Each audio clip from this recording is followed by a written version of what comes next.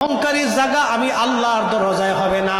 এই জন্য টাকার অহংকার করা যাবে না, ক্ষমতার অহংকার করা যাবে না, সম্পদের অহংকার করা যাবে না, জনপ্রিয়তার অহংকার করা যাবে না, এলেমের অহংকার করা যাবে না, ধনের অহংকার করা যাবে না, সন্তানের অহংকার করা যাবে না, জাগা জমির অহংকার করা যাবে না।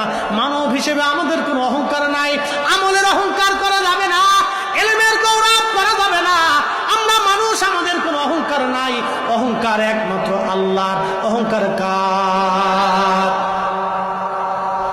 আদম সবিল্লাহ অহংকার করলো, আল্লাহর সাথে তর্ক করলো। আল্লাহ রাব্বুল আলামিন বলেন, দূর হয়ে যা, বিতাড়িত হয়ে যা, আমি আল্লাহর দরজায় আর তোর কোনো জায়গা নাই।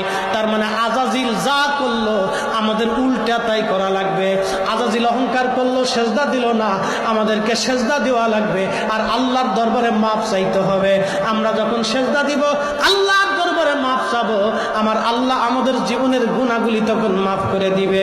কি কথা কোন ঠিক কিনা?